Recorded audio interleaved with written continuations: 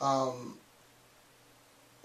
it's important to recognize in sports, right? And later he talks about boxing. What does it mean to say today which excel to an extraordinary degree those known in the past?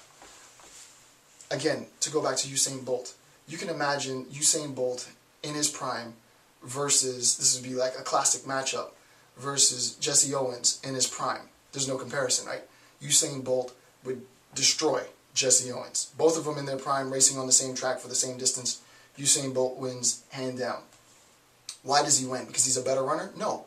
Because technology's advanced. The understanding of the human body and the human physique, the role of muscle, the notion of lactic acid and how to combat it, the fact that Usain Bolt is, what, 6'5", stride speed, frequency, all that stuff, all the mechanics of running.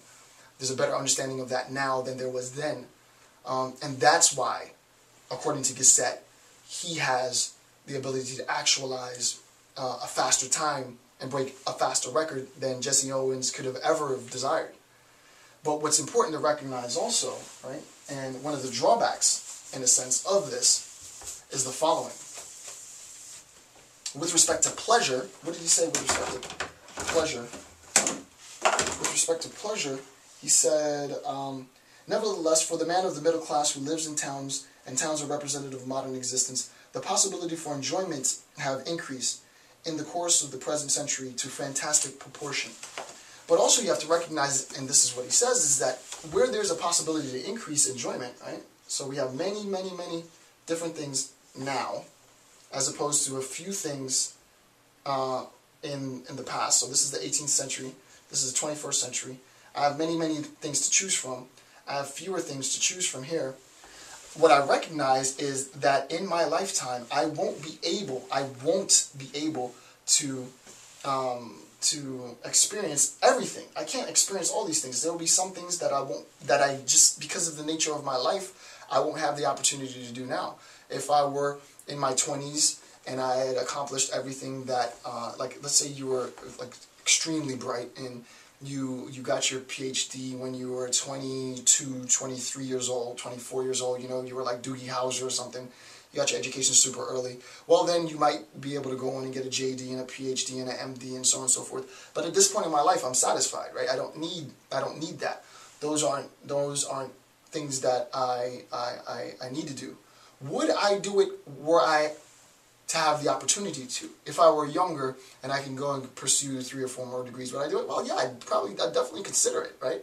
I'd definitely consider it. Am I disheartened by that fact? Well, no, not at all. Could I theoretically be disheartened by that fact? That there is a possibility out there that I can't attain because of the nature, the finitude of my life? Well, that becomes depressing, right? That becomes depressing. And the masses, as we said, in their existence, in the last discussion, once you have this idea of modernity and you've plateaued, you've reached an apex, then the boring sameness, the banality of life, the generality of life sets in. And all I have to do with all that extra time, and this is where Gasset's going, and this is what's important to recognize, is to think of all the things I could have done, right? The I could have. I could have, right? The I could have, right? I could have been that ball player. I could have been that singer. I could have been that race car driver. I could have been that CEO. I could have been that PhD. I could have been that engineer. I could have been that architect, right? I could have been that Fortune 500 millionaire, freaking, I don't know, internet guy. But I should have jumped on and learned HTML and C++, and I never got around to it. And damn it, I hate the fact that I did it now, because look at all the opportunities. My friend did it and he's making a killing, right?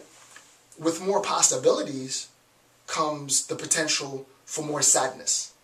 With more possibilities come the potential for, on the one hand, in a positive sense, in an optimistic sense, more possibilities for you to accomplish things. But also you recognize that you will never be able to accomplish the totality of all things possible. Thus, there will be some things that I cannot accomplish that I do want to accomplish. And obviously I'm saddened, right? I'm saddened. The masses become saddened by this fact, right? This inability to get everything that they want to accomplish done. And this becomes problematic, and Gasset gets into a discussion on this. Now, what I've written down is not suggesting that actual existence is better, right? He's not saying that actual existence is better than possible existence, because possible existence only exists theoretically.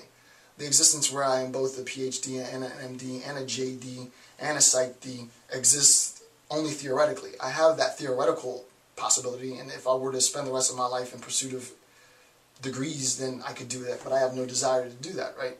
My actual existence, he's not saying is worse than, better than, right? In a theoretical sense, it's the way that I perceive it. Now, it's important to understand what he means by this and how he ties this in, and I think this is a very important section. By what I have said, I do not mean to imply that human life is today better than at other times. I have not spoken of the quality of actual existence. I'm not talking about the quality of actual existence, but of its quantitative advances, that there are more things, the circles, there are more things. I'm not talking about the quality, better or worse than, just more than that, right? I have not spoken of the quality of actual existence, but of the quantitative advance, its increase of potency. I believe I am thus giving an exact description of the conscience of man today, his vital tone, which consists in his feeling himself possessed of greater potentiality than ever before. That makes sense. Greater potentiality than ever before. And in all previous times seeming dwarfed by the contrast. This description was necessary in order to meet the pronouncement of decadence, and specifically on the decadence of the West. Now, how in the world is Gasset going to tie in the idea of decadence, the decay, the demise in a sense, right? The decadence, the decay of the West, to this idea of an advance, an increase in total possibility. Remember, the title of this chapter is The Increase of Life. How does he needs to do this. He needs to show us how he's going to tie in the notion of decadence with this idea of the advance of life, right? The advance in possibilities. Well, here's how he goes about doing it. There is only one absolute decadence. It consists in a lowering of vitality, and that only exists when it feels as much. I ended by noting the very plain fact that our age is characterized by a strange presumption that it is superior to all past times. Our age is plain fact that our age is characterized by a strange presumption that it is superior to, higher than past times. Remember, that's the sign. This is the discussion on modernity. And just a quick recap, because some of you might not have watched that video. If you're looking at the notion, just really quick, a timeline, and you have historical leveling, and you'll have to watch my last videos to see what historical leveling means, and you have the passage of time, that the idea of modernity is this, right? That things have got better. This time, our time, is the average existence, the masses, have a higher standard of living, a higher average existence than some previous time, which was a lower standard of living. And that's what he means in that section. So he says, and I ended by noting the very plain fact that our age is characterized by a strange presumption that it is superior to all past times. If I felt that it was decadent, it would look on other ages as superior to itself, right? If it thought it were decadent, if the age, the people in that time thought that it were actually decadent, it would be more like this, right?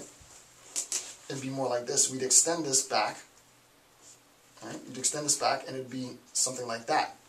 So that if I were here, I would look at a past time and say, wow, look how high their time was. Our time is decadent. But you don't think that your time is decadent when you're in that time, right? During that time, you relatively look at your that time as feeling that you've accomplished something, right? This idea of modernity.